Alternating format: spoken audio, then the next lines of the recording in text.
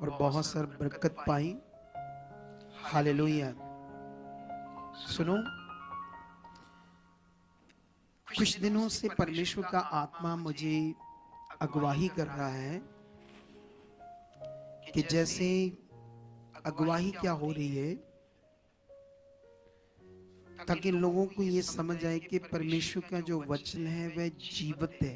जीवित, जैसे हम इब्रानियों में पढ़ते हैं कि परमेश्वर का हर एक वचन जीवित और दो धारी तलवार से भी क्या है, तीखा है, प्राण प्राण गुदे गुदे को आर पार छेदता है।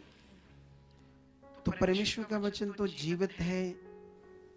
तो जीवित जो चीज है वो काम करती है ना इस दुनिया में, चाहे कोई पशु हो, पक्षी हो, किसी भी तरह का जानवर हो, रेंगने वाली चीज हो, जिनमें जान होती है तो वो क्या करते हैं, काम करते हैं। तो परमेश्वर ने क्यों कहा कि मेरा वचन जीवित है?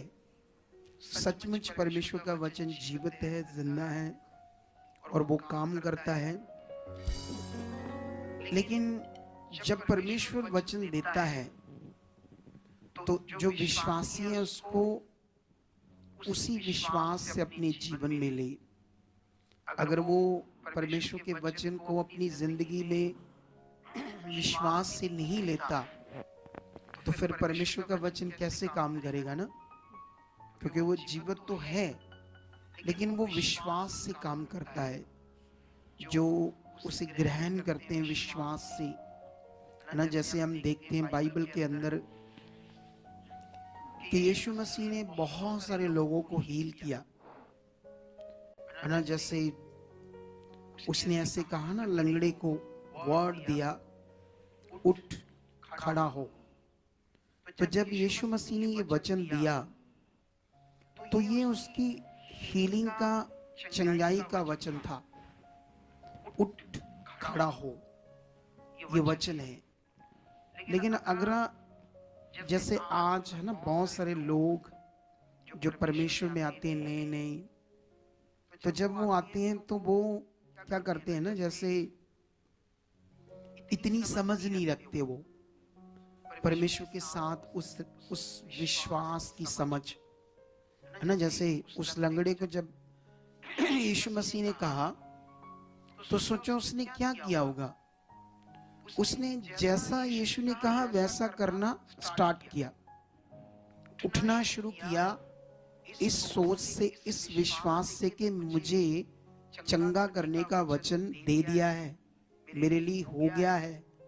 ये सोचकर उठने उसने उस वचन के अनुसार करना शुरू कर दिया।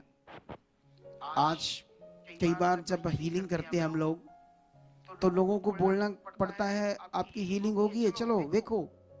कई बार लोग नहीं देखते, चेक नहीं करते, खड़े रहते चुप करके। तो इसीलिए वो जीवित वचन उनकी जिंदगियों में काम नहीं करता। तो इन दिनों में मैं परमेश्वर के आत्मा के द्वारा ये चीज लोगों के अंदर बैठाने की, इस सारा वचन रिकॉर्डिंग करना है। चल रही है रिकॉर्डिंग की नहीं? ओके, सुनो दे देखो।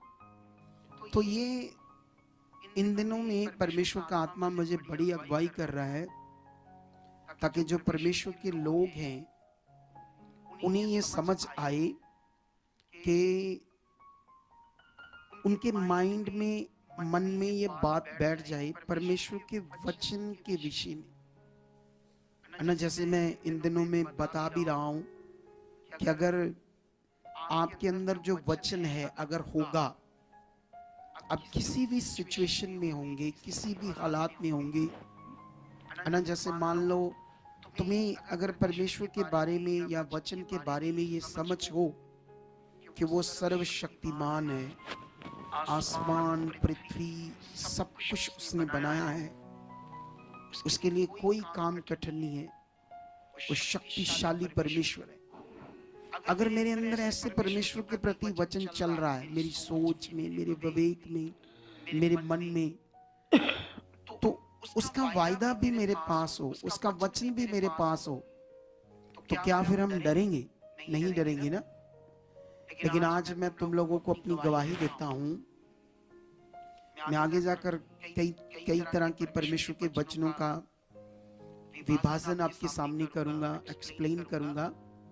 लेकिन मैं आपको बताना चाहता हूं, मैं 2002 में जब प्रभु यीशु मसीह में आया तो उससे पहले मेरी गवाही ये है कि मैं बहुत परेशान था, फाइनेंशियल, अपनी सेहत को लेकर, परिवार को लेकर, हर तरफ टूटा हुआ था, दुखी, निराशा में। कुछ समझ नहीं आ रहा था कि कहां से जीवन अच्छा होगा, कैसे मसला हल होगा, कैसे जिंदगी में सुकून होगा, कुछ भी समझ नहीं आ रहा था। लेकिन बहुत सारे लोग तो जानते हैं कि वीरेंद्र बेटा जब पैदा हुआ तो इसी के कारण मैं यीशु मसीह में आ गया, है ना। वो पॉइंट जब मैं बताता हूँ लोगों को तो बहुत लोग उत्साहित होते हैं। उससे पहले मेरे ऊपर ब्लैक मैजिक हो चुका था, नर्क सा जीवन बन गया था। क्योंकि आप जानते हैं जब किसी के जीवन में दुष्ट आत्मा काम करता है, इस दुनिया में कोई भी धार्मिकता उसको छुड़ा नहीं सकती दुष्ट आत्मा से। कोई भी ट्रीटमेंट उसको हील नहीं कर सकता। वो एक ऐसी गंदी सी फीलिंग है, इतनी गंदी सी जकड़न मनुष्य के अंदर रहती है। नहीं तो यहाँ एक लड़का मैं देख रहा था, वो सेकंड वो उससे पीछे वाला, हाँ इसी को आगे करो इसको, हाँ यही आगे करो, टोपी उतारो फिर मुझे पता चलेगा यही है, हाँ यही, हाँ। तो तुम्हें भी यही था दुष्ट आत्मा? क्या होता था थोड़ा सा बता। ये जो होता था कि मतलब दुष्ट आत्मा का चक्कर होता, कई तरीके से ये परेशान करता था। जैसे पूरी पूरी रात तो सोने नहीं देता। नहीं, जैसे अभी तो तुम यीशु मसीह में आ गए हो, हाँ जी, हाँ जी। अभी थोड़ा सा बोल जा यीशु मसीह को, ठीक है, इस आराम को बोल जा थोड़ा सा, ठीक है। वापस वहीं जहां तुम तकलीफ में थे, अंधेरा ही अंधेरा था। तूने सब कुछ तो किया ना, पाठ पूजा मैंने जो सब भी कुछ होता किया, है सब कुछ दुनिया किया। में करके देख लिया ना। लेकिन चक्कर ये होता था कि मेरी कौन निकाले। वो फीलिंग बता जब तुम परेशान थे।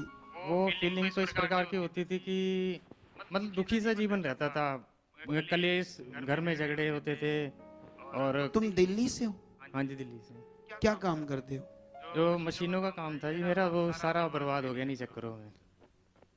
मुझे ये पता है कि तू एक बार यहाँ आया था, हाँ जी, हाँ जी। कुछ टाइम चला, फिर तूने आना बंद कर दिया, हाँ, बैकस्लाइड हो गया था। बैकस्लाइड हो गया था, ये सोचकर कि यहाँ भी आराम नहीं मिल रहा, हाँ, कुछ ऐसे ही लगा था। ऐसे कुछ लग रहा था।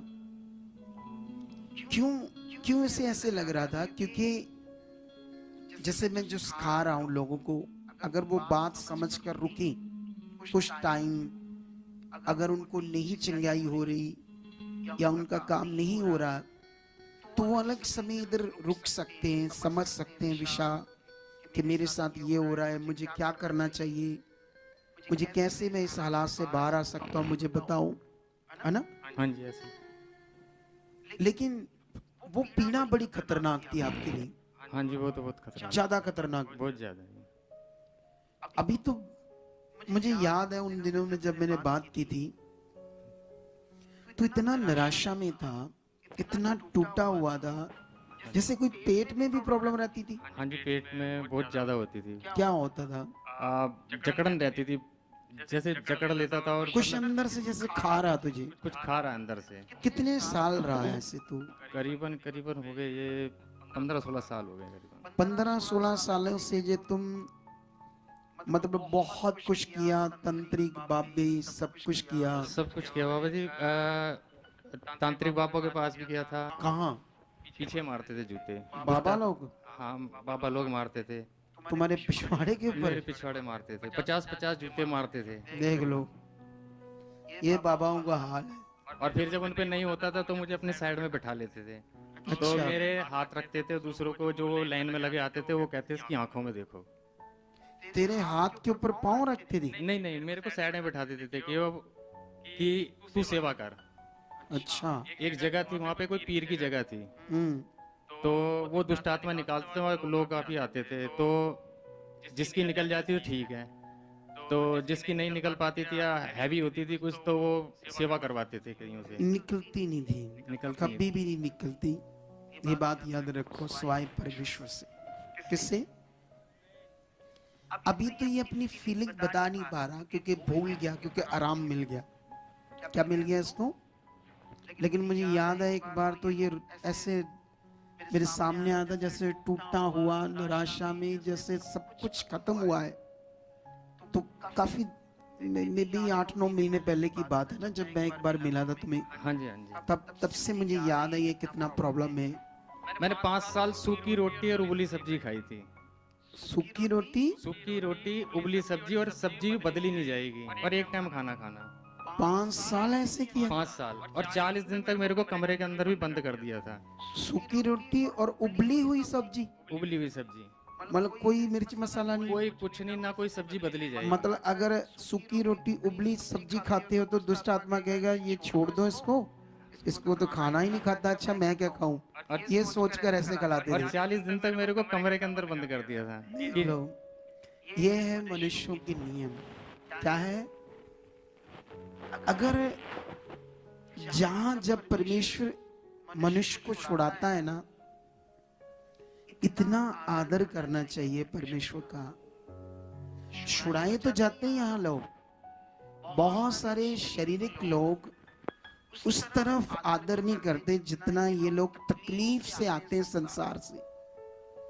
सोचो, ये नामी जगहों की बात कर रहा है, क्या क्या वो जूते मारते थे, सूखी रोटी उबली सब्जी।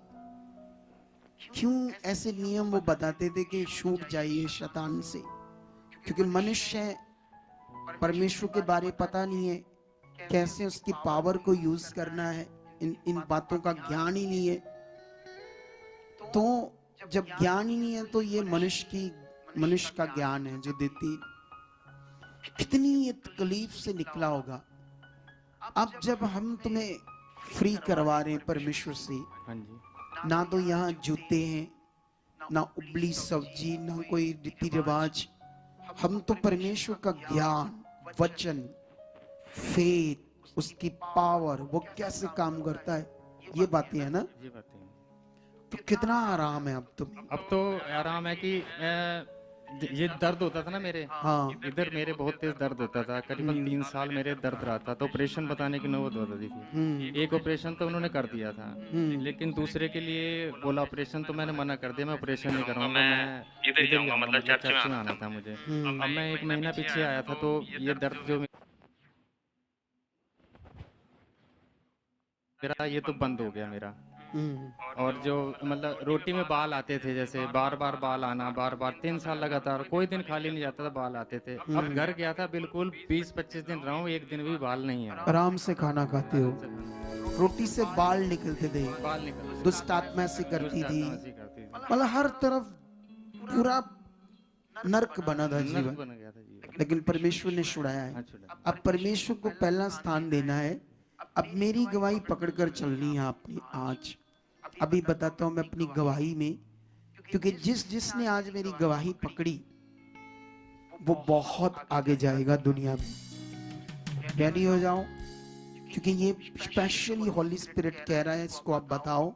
वचन तो मेरे पास ढेरों है, वचन से भरा हुआ मेरा जीवन में कुछ भी ज्ञान दे सकता हूं, लेकिन वो आत्मा से नहीं होगा। जो आत्मा से आएगा वो डायरेक्ट आपके लिए आएगा, उसे आपको पकड़कर चलना होगा। बैठ जाओ। तो अभी ध्यान दो, मैं भी बड़ी पीड़ा में था।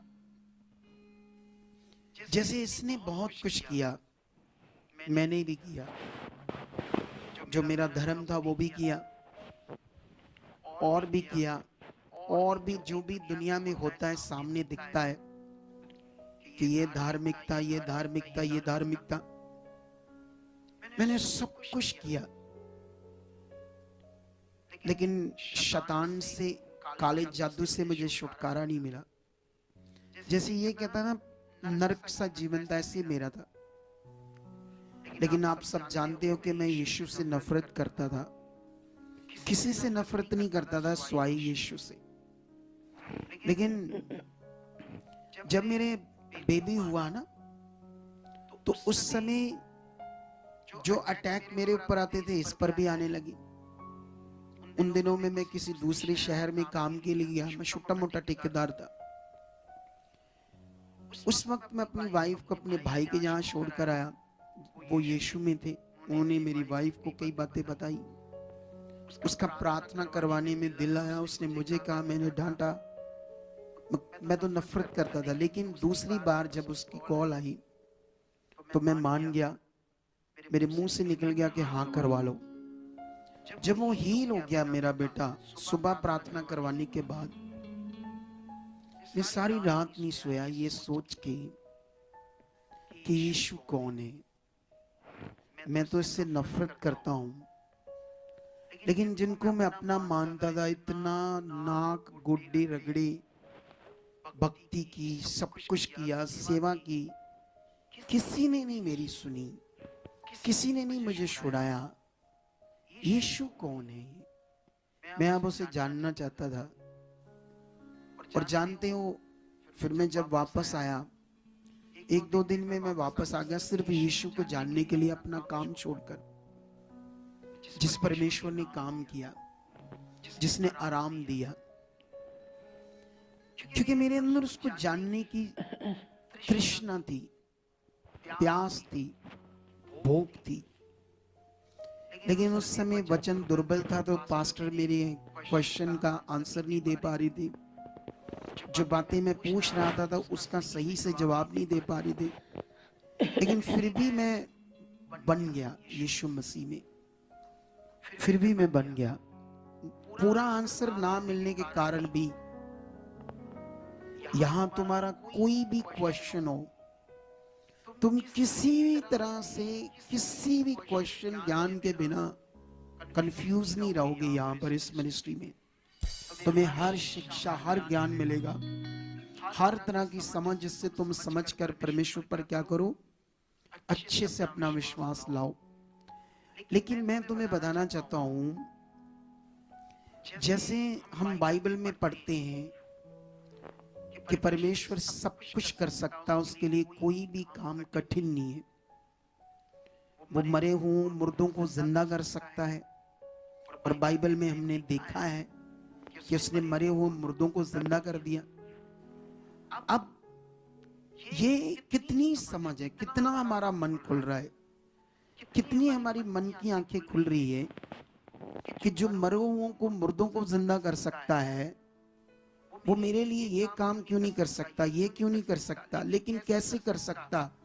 कैसा विश्वास चाहिए, कैसा रिश्ता चाहिए, कैसी भूख प्यास चाहिए अंदर। ये बड़ा विषय था। लेकिन फाइनेंशियल में बहुत परेशान था। छोटा मोटा ठेकेदार था।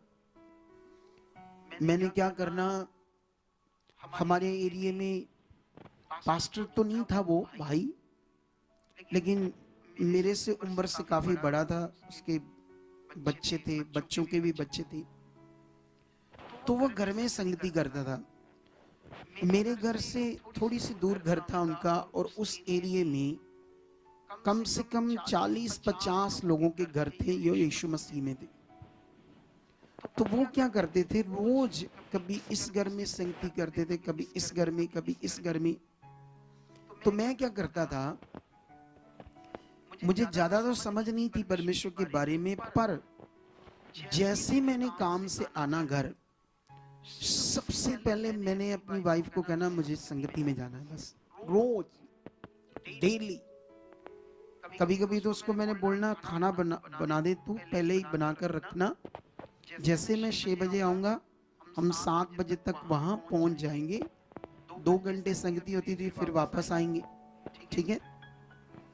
ये मेरी जिंदगी में रूटीन बन गई थी। ना कोई टीवी, ना कोई मित्र, ना कोई दोस्त, ना कोई रिश्तेदारी। रोज मेरी जिंदगी में बस संगति, संगति। रोज प्रभु की संगति के बिना मैं रहता नहीं था। उन दिनों में 2003 की बात है। 2002 में मैं यीशु मसीह में आया और 2003 की बात है जब दिहाड़ी सिर्फ 100-110 रुपए होती थी पंजाब में काम करने वालों की। और उस समय मैं छोटा मोटा ठेकेदार था ना, जो वो पेंट के काम का था। पेंट, ये जो पेंट होता है ना, इस काम का छोटा मोटा ठेकेदार था, बहुत छोटा मोटा। खुद भी हाथ से करता था, साथ में काम करता था और एक दो बंदे भी रखे थे मैंने। लेकिन ये जो मेरा प्यार था परमेश्वर से, ये जो मेरी लगन थी, ये परमेश्वर देख रहा था मेरे को। जो मैं रोज परमेश्वर के साथ चलता था, जो भी मैं कमाता था उसका 10वां हिस्सा प्रभु के कामों के लिए निकालता था। और इससे क्या होता है, परमेश्वर मेरे काम को बढ़ाना शुरू करता है और मेरी प्रे को भी सुनना शुरू करता है। मेरा मन और बढ़ना शुरू होता है।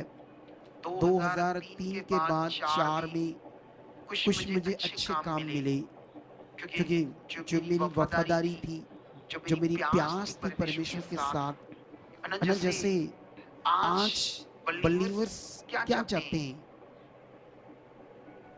बाईपास, शॉर्टकट, फटाफट फटाफट दे दो। कोई ऐसा दास मिले, प्रेयर करे, सारा कुछ फटाफट हो जाए। लेकिन मैं 2003 पूरा प्रभु की संगति मेरा डेली। 2004 में प्रभु ने मेरी ठेकेदारी को बढ़ाया, कुछ अच्छा किया। मेरे पास 10-15 बंदे काम करने लगे। 2004 के लास्ट तक और बढ़ गया काम। फिर मैं और अपना जो भी बेस बनता था, मेरा 10वां हिस्सा मैं खुशी से निकालता था। उसके साथ साथ मैं क्या करता था, जब भी कोई संगति होती थी, कोई भी प्रोग्राम होता था प्रभु का, मैं एक्स्ट्रा ऐसे खुले दिल से आगे आता था और उससे भी मुझे बोलने से बरकत मिलती थी। उसके बाद 2005 में मेरी और अच्छी बढ़िया वाली ठेकेदारी स्टार्ट होगी। और जानते हो 2006 तक मैं एक अच्छा नामी ठेकेदार बन गया। मेरा नाम बन गया इसी शहर में, अमृतसर में। और 2006 में एक टाइम था जब मैं साइकिल पर था, एक टाइम था जब मेरे पास छोटा सा स्कूटर था। और जब मैं प्रभु की संगति में रहा, वफादार रहा, खराई से चलता रहा। ये विषय है आपके मन का, ये विषय है आपके अंदर प्यास कितनी है प्रभु के लिए। मुझे कुछ भी अच्छा नहीं लगता था स्वाय प्रभु का काम। मुझे सुकून मिलता था संगति में जाकर। उस टाइम कोई ज्यादा वचन देने वाले नहीं थे, कोई अच्छी वर्शिप करने वाले नहीं थे। ढोलकी से कुछ 2-3-4 सॉन्ग गाते थे, जैसा भी गा पाते थे। कुछ वो थोड़ा बहुत वचन होता था, बस वहां बैठना कि ये प्रभु की संगति है। इसी से मेरा दिल भरा रहता था प्रभु के साथ। मुझे सुकून सा महसूस होता था। अगर मैं एक दिन मिस कर देता था तो मुझे ऐसे लगता था कि पता नहीं मेरा कितना बड़ा लॉस हो गया। आज लोग आशीष चाहते हैं, आज लोग बरकत चाहते हैं, आज लोग चाहते हैं सब कुछ मिल जाए, लेकिन उनके अंदर वो रिश्ता, वो चाहत, वो प्यार, वो भावना, अगर तुम प्रकाशित वाक्य की पुस्तक को पढ़ो तो उसके पहले अध्याय में 7 कलीसियाओं का जिक्र आता है। वो कलीसियाओं के बारे में परमेश्वर ने बताया वहां पर। उनका परमेश्वर के साथ पहले प्रेम कैसा था, बाद में कैसा है, वो कैसे शरीर में कौन सा मन रखते हैं। वहां पर कलीसिया के लिए बहुत सारी ऐसी बातें हैं जो हमें समझ आती है परमेश्वर क्या चाहता है। हालेलुया। 2006 में मैं नई गाड़ी, ब्रांड न्यू गाड़ी, उन दिनों में 2006 में सेंट्रो कार लेता हूँ। सेंट्रो, उन दिनों में उस गाड़ी का नाम था। ब्रांड न्यू लेता हूँ एजेंसी से। सोच कर देखो मैं कितना फाइनेंशियल शैतान ने मुझे मारा था, कितना मैं तकलीफ में था, कितना कितने साल निराशा में जिंदगी थी, कोई आशा नहीं थी, कुछ समझ नहीं आ रही थी कि कैसे भला होगा, कहाँ से अच्छा होगा।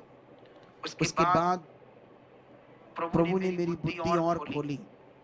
मैं अपनी इस छोटे से, ये एक लाइन का काम होता है, इसके अंदर क्योंकि ये बिल्डिंग लाइन का काम है, तो मैं बिल्डिंग लाइन के दूसरे कामों पर ध्यान देने लगा, जैसे वॉलपेपर, टेक्सचर्स पेंट, कई तरह के और मटेरियल्स जिससे डेकोरेट करते हैं, फिर उसके अलावा ब्लाइंड्स, फिर वुडन फ्लोर, ऐसी चीजों का इंटरेस्ट लेने लगा और उनके भी थोड़े थोड़े काम पकड़ने लगा। एक दिन वो भी मेरा काम बहुत अच्छा चलने लगा। फिर और ठेकेदारी बढ़ गई। एक दिन इतना बड़ा मेरा नाम हो गया कि मेरे पास 200-250 बंदा हो गया काम करने वाला। सोचो ये सब कुछ कौन कर रहा है, कौन कर रहा है और क्यों कर रहा है, इसके पीछे कारण क्या है। ये ब्लेसिंग आने के पीछे कारण था परमेश्वर से प्रेम, परमेश्वर की इच्छा में रहना। कोई मुझे पिक्चर नहीं देखनी, कोई टीवी नहीं देखना, कोई इधर नहीं जाना उधर नहीं जाना। प्यार हो गया था मुझे परमेश्वर से, मैं उसके बिना रहता ही नहीं था। मुझे बहुत ज्यादा बाइबल समझ नहीं आती थी उन दिनों में, क्योंकि उन दिनों में वचन दुर्बल था, लेकिन जितना समझ आता था उससे मेरा मन लगा रहता था। मैं जब जाता था काम पर, मैं अन्य भाषा करता रहता था, रास्ते में भी प्रेयर करता रहता था, धन्यवाद धन्यवाद उसको याद करता रहता था। मैं काम पर भी सबसे पहले उसी को दर्जा देता था। फिर धीरे धीरे मैं बिल्डिंगों के काम पकड़ने लगा, बिल्डिंगों की अंडरस्टैंडिंग करने लगा। ये बुद्धि मेरी अपने आप परमेश्वर खोलने लगा है ना। जैसे आज तो जैसे मैं आज भी डांट रहा था कैमरों से है ना, जैसे सिंपल सा काम है कैमरे चलाना, सिंपल सा काम है, लेकिन सवाल ये है कि मेरी जिंदगी में सबसे पहला स्थान परमेश्वर का था। कितनों को समझ आई। और जिस पास्टर के पास मैं जाता था, जब भी उन्होंने मेरी कोई सेवा लगानी, मैं खुदा की दास समझकर उनकी कभी भी बात को आगे पीछे नहीं करता था। मैं हमेशा ये सोचता था, ये मेरे दिल में सेवक के लिए, पास्टर के लिए भी बड़ा दर्जा था।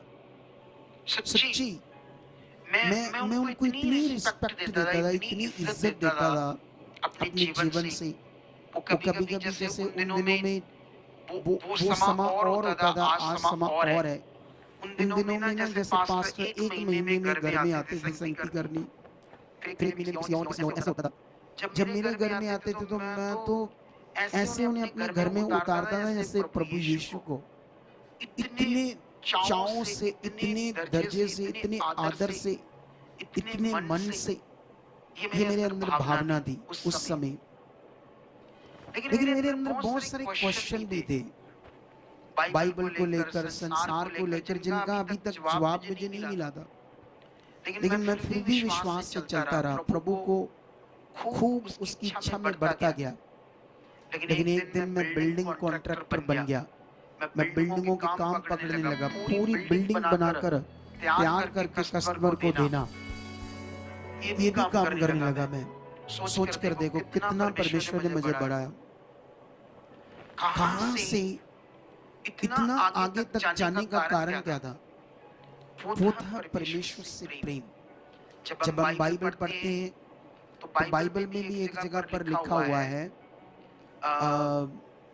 रोमियो में 8 अध्याय में, जितने लोग परमेश्वर से, कैसे लिखा ये वचन, 1 मिनट में आपको पढ़ाता हूँ ताकि आप लोग इस वचन से आशीष पाओ, बरकत पाओ। ठीक है, रोमियो में भी, रोमियो में कहाँ है,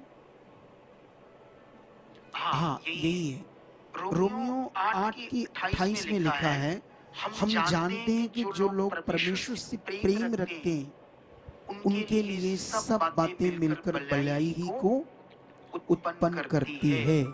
हालेलुया। तो यही प्रेम था मेरे अंदर इसीलिए सब बातें मिलकर मेरी भलाई को क्या कर रही थी, उत्पन्न कर रही थी। मेरा भला भला भला हो रहा था।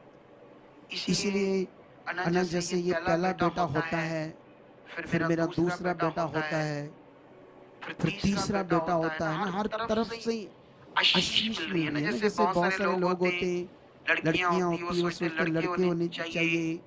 मतलब जैसे मैं प्रभु में आता हूँ, प्रभु पहले दिन से, जैसे लोग तो कई तरह के हालातों में रहते हैं ना, मैं नहीं रहा। सच्ची, मैं जब से यीशु मसीह में आया, ना तो कभी मेरा मन खराब हुआ, ना तो मैंने प्रभु से दाएं बाएं हुआ, ना तो कभी मैंने पीछे मुड़कर देखा। मैं जब से प्रभु में चुना गया ना, मेरा हर कदम हर स्टेप बढ़ता ही गया। प्रभु हर दिन मेरा आशीष से भरा होता था। कभी भी प्रभु में आकर निराशा नहीं हुई, कभी भी कभी भी। उसका एक ही कारण था, वो था मेरे अंदर उस खुदा के लिए प्रेम। लेकिन एक बात याद रखो, परमेश्वर एक सिस्टम का परमेश्वर है। कौन है परमेश्वर? जैसे मान लो ये यहाँ जो बच्चे सेवा करते हैं, तो जब हम सेवा करते हैं तो पहले ये सोचना हम किसके लिए करते हैं। सेवा करने के कुछ लॉ, कुछ कानून होते हैं। सबसे पहले तो टाइमिंग, सबसे पहले टाइम को प्रभु के लिए सही से देना। रिश्तेदार लोग सबसे पहले, बाद में। पहला स्थान खुदा का, खुदा का। अपने जीवन में हमें ये बनाना पड़ेगा कि मैंने पहला स्थान परमेश्वर को ही देना है, और वो भी सच्चे मन से। अगर आपने अपने माइंड को एक बार परमेश्वर के साथ सेट कर लिया, कुछ दिख रहा है या नहीं दिख रहा, कुछ आशीष दिख रही है या नहीं दिख रही, डोंट वरी, चिंता मत करो। लेकिन एक बार अपने माइंड को सेट करके बस बढ़ो। मुझे बढ़ना है, मुझे चलना है। क्योंकि अभी तुम लोग कई हालातों से आते हैं, कुछ प्रॉब्लम होती है, कोई पेशेंट सीरियस होते हैं, तो कई बार उन्हें समझ भी नहीं होती कितना विश्वास करना है, कैसे धन्यवाद देना है, कैसे फेथ में बने रहना है, कैसे सिचुएशन में खड़े रहना है। कई लोगों को ये बातें समझ नहीं होती। लेकिन खुद मिलाकर एक माइंड सेट कर लो कि वो जिंदा खुदा है, उसके सिवाय दूसरा खुदा नहीं है। एक माइंड सेट करके, पक्का करके अपने आप को सेट कर लो। क्योंकि जब तक हम उसके सिस्टम में नहीं रहेंगे, अपने तरीके से रहेंगे, तो आगे पीछे हो जाएगा। जैसे अभी ये बात मैं उन लोगों से कर रहा हूँ जो ब्रांच में बैठे हैं। हो सकता है आज कई लोग ना आए हों, कई लोग आए हों, क्योंकि मनुष्य है ना, इंसान है।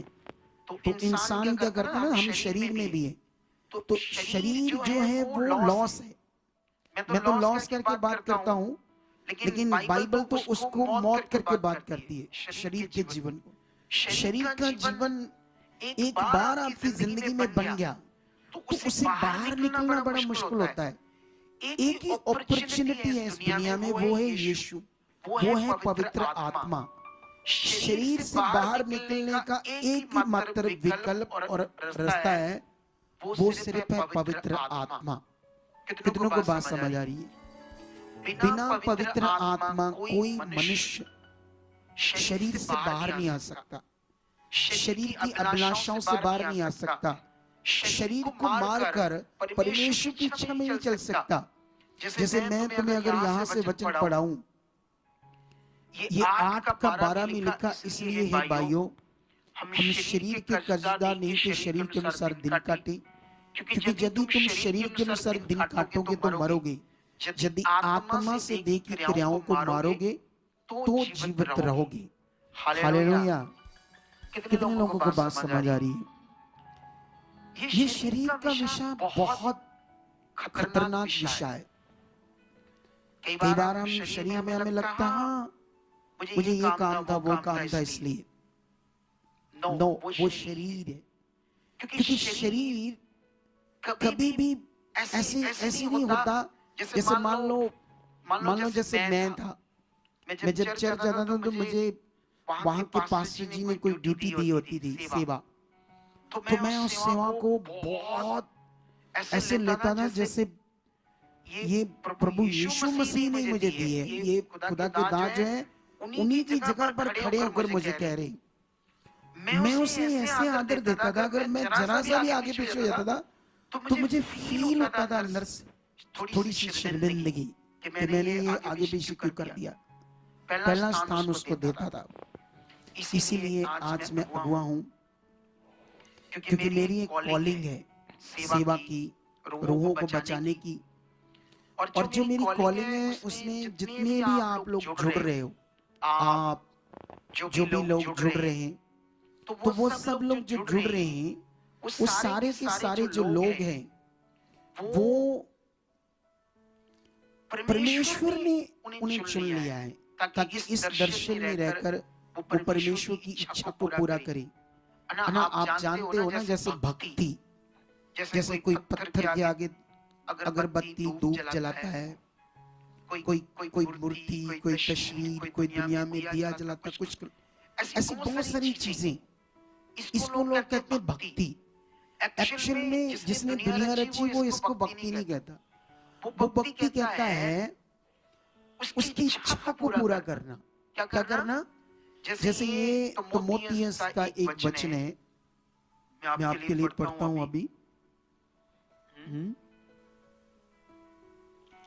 तिमोथियस का ये वचन फर्स्ट तिमोथियस उसका चैप्टर 2 और 3 वचन पढ़ता हूं मैं। क्या लिखा? ये हमारे उद्धारकर्ता परमेश्वर को अच्छा लगता और भाता भी है। फिर से इस वचन को अपने अंदर रिपीट करो। ये हमारे उद्धारकर्ता परमेश्वर को अच्छा लगता और भाता भी है, जो ये चाहता है, मतलब परमेश्वर ये चाहता है कि सब मनुष्यों का उद्धार हो और वह सत्य को भली भांति पहचान ले। तो परमेश्वर चाहता है कि सब मनुष्यों का उद्धार हो। मनुष्यों को जो उद्धार मिलना है, उस कार्य को करने को ही भक्ति कहते हैं। परमेश्वर के लिए जीना, उसके नाम को, सुसमाचार को फैलाना, इसी को कहते हैं उद्धार। एक वीडियो मैंने सेंड की थी एक लड़की की तुम्हें, वो लास्ट से सेकंड लास्ट होगी, इसे चलाओ। Okay, start.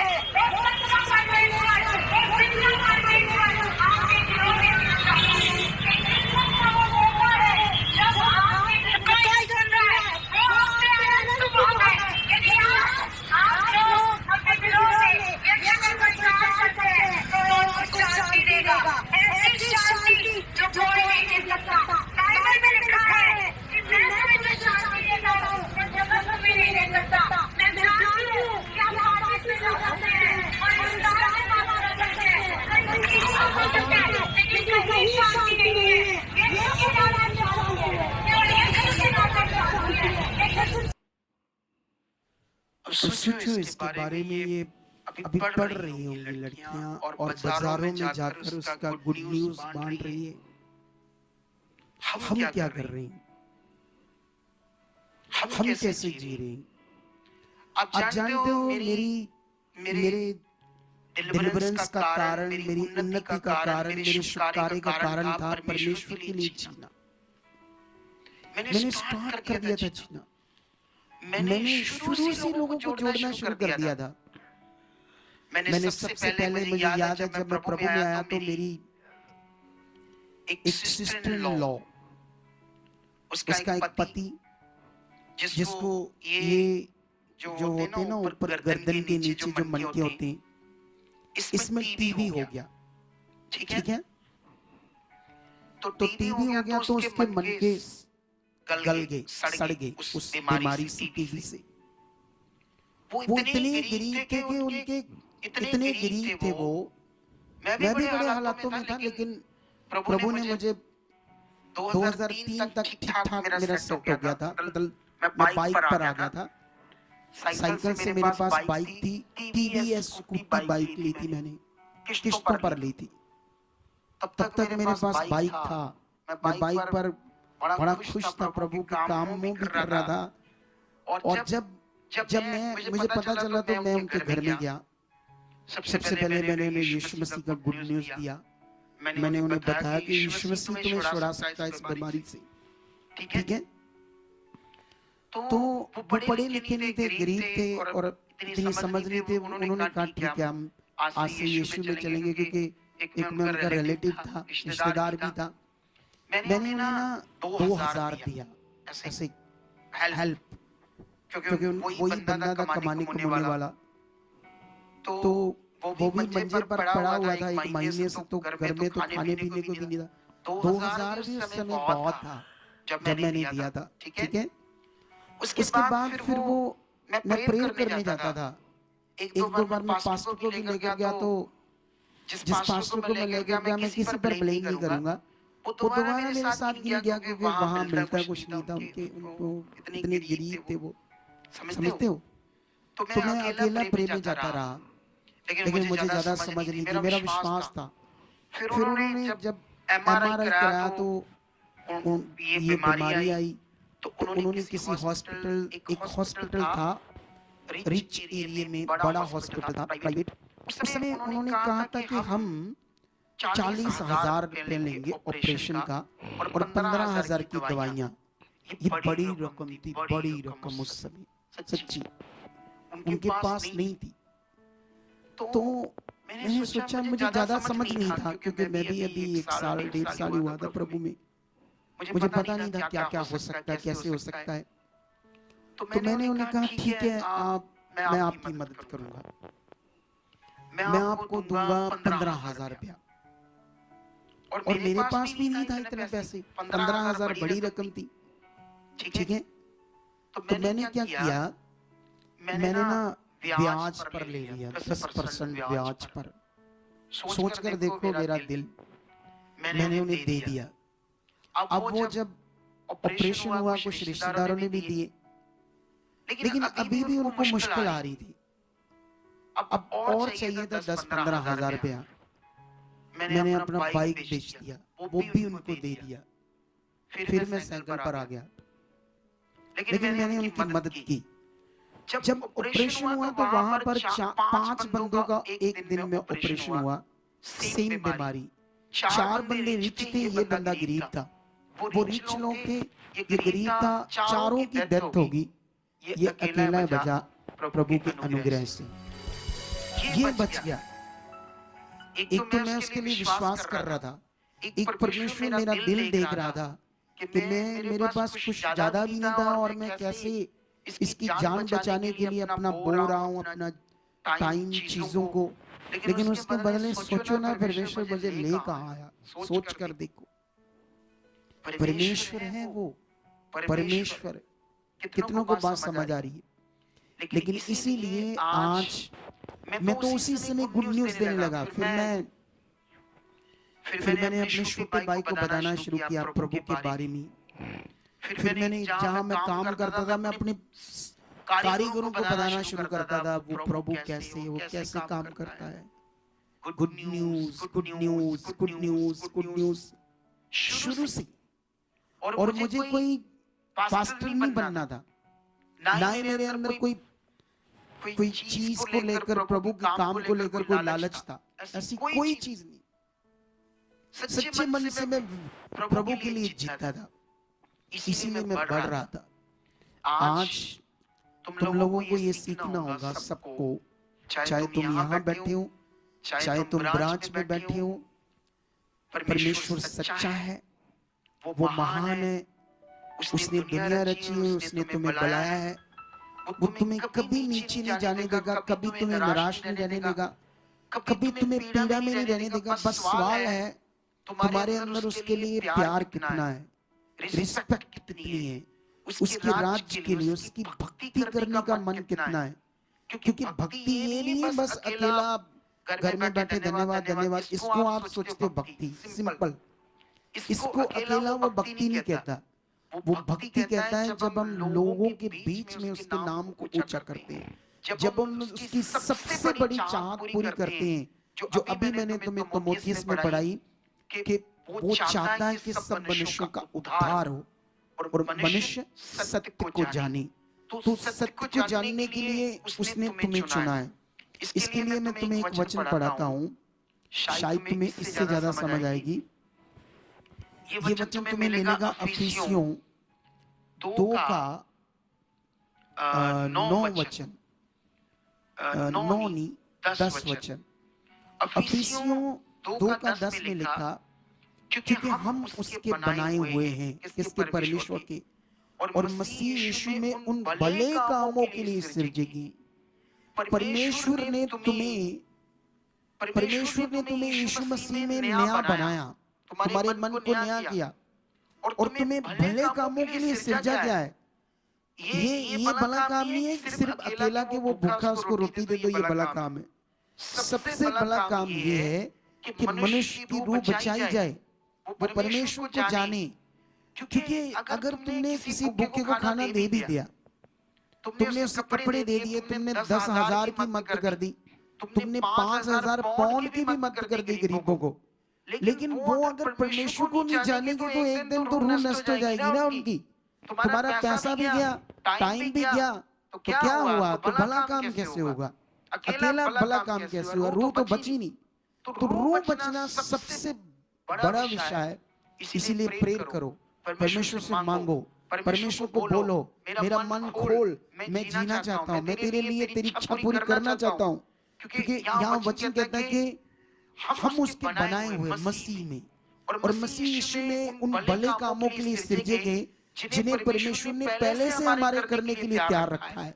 वो काम तैयार है, बस हमारा मन चाहिए, यस चाहिए, आई एम रेडी। परमेश्वर कर मुझे यूज, मैं तेरी भक्ति करना चाहता हूँ, असल वाली भक्ति, तेरे नाम को दुनिया में ऊंचा करना चाहता हूँ। जब ये हमारे अंदर मन होगा, यही मन मेरे अंदर शुरू में आया, तो मैं एक दिन इतना ऊंचा किया गया। सोच कर देखो, 2015 में मैंने अपना काम वाइंड अप किया सेवा के लिए। उस समय में 6-7 लाख रुपया कमाता था महीने का। अगर आज मैं अपनी कंपनी बनाता, बिल्डर बनता, करोड़ों रुपए भी महीने का कमा सकता था। लेकिन वो काम अगर मैं आज करूं तो फिर से कमा सकता हूं, लेकिन मुझे उस काम के लिए जाना पड़ेगा उधर, सेवा में प्रॉब्लम आ जाएगी, उसमें बहुत टाइम चाहिए, वो बड़ा सिरदर्दी वाला काम है। इसीलिए मैं परमेश्वर से अब भी काम मांग रहा हूँ, कुछ जो मुझे टाइम इतना ना देना पड़े, थोड़ा सा टाइम देना पड़े, एक आधा घंटा रोज का, बाकी टाइम मैं क्या करूँ? सिर्फ परमेश्वर के काम करूँ। कितने लोगों को समझ आ रही है? सो आज का ये पवित्र वचन मैं विश्वास करता हूँ तुम्हारी जिंदगियों में 100 गुना फल ला चुका है। और मेरी गवाही, मेरी जिंदगी की वो गवाही जिससे मैं परमेश्वर में जिया, मैंने सैकड़े हजारों लोगों को अपनी ठेकेदारी में चलते चलते गुड न्यूज दी। उस समय मैं लोगों को जोड़ता था, कहता था किसी भी चर्च में जुड़ जाओ, कोई बात नहीं, जहां भी, ऐसे हजारों को जोड़ता रहा, क्योंकि मुझे तो सेवा करनी नहीं थी। लेकिन मुझे पता नहीं था कि मुझे एक दिन वो मेरी कॉलिंग है कि मैं सेवा करूंगा। वो तो मेरा उसने मन देखा सच्चा, कि कितने सच्चे मन से मेरे लिए जीता है, और इसीलिए परमेश्वर ने मुझे इतना बढ़ाया है। अगर आज तुम्हारी जिंदगी में भी ये मन आ जाए, अगर तुम भी ये बात पकड़ लो, तुम भी मेरी गवाही के अनुसार मन पकड़कर परमेश्वर की इच्छा पर अपना मन लगा लो, तो वो तुम्हें भी किसी चीज की घटी नहीं रहने देगा। वो तुम्हारे साथ खड़ा रहेगा, तुम्हें यूज करेगा। जो काम उसने तुमसे करवाने, रूहें बचानी, वो काम तैयार है तुम्हारी जिंदगी में। बस तुम्हें प्यार होना, तुम्हें बोलना परमेश्वर मैं रेडी हूँ, तुम ट्रेन में जाओगे, हो सकता कोई बच जाए, तुम काम में जाओ, हो सकता बच जाए, तुम कहीं भी जाओ, बस बोलो परमेश्वर को, I am ready, I am ready, I am ready. परमेश्वर करो जो काम मेरे लिए रखे, मुझे तेरी सच्ची भक्ति करनी है। भक्ति तो तेरी ये है, तेरे नाम को लोगों की जिंदगी में देना, ये तेरी असली भक्ति है परमेश्वर। तो आने वाले दिनों में या आने वाले संडे में ब्रांच में बहुत सारे लोग होंगे जो नहीं आए, तो वो सब लोगों को और भी इन बातों के ऊपर मैं ज्ञान दूंगा, क्योंकि जो हम चाहते हैं सब लोग, उसके लिए पहला स्थान परमेश्वर को देना शुरू करो। पहले सब कुछ सिस्टम में रहकर परमेश्वर, उसके बाद हमारा सब कुछ, क्योंकि जिसने मुझे चुना, सांस दिया है, उसके काम को, उसकी सेवा को, उसके सब कुछ को पहला स्थान देना है, जैसे मैंने अपनी जिंदगी में दिया। एक टाइम था जब मैंने अपने परिवार को, बच्चों को, सब कुछ एक साइड पर रखा, लेकिन खुदा को आगे रखा, उसके काम को आगे रखा, तो आज परमेश्वर ने इतनी बड़ी चर्च हमें दे दी है। और जो मैं अब दर्शन देख रहा हूँ, जो अब परमेश्वर बता रहा है, उसके सामने ये कुछ भी नहीं है। जो अब परमेश्वर करने वाला है, सोच से भी परे करने वाला है, क्योंकि वो इतने अद्भुत है। अगर उसने सोच से परे काम नहीं किया, तो फिर वो अद्भुत कैसे हुआ परमेश्वर? फिर तो वो आम बात होगी। आम बात नहीं है उसकी, वो आम परमेश्वर नहीं है, वो बड़ा सर्वशक्तिमान है। जितना बड़ा वो है, उतना बड़ा तुम्हें मन रखना पड़ेगा।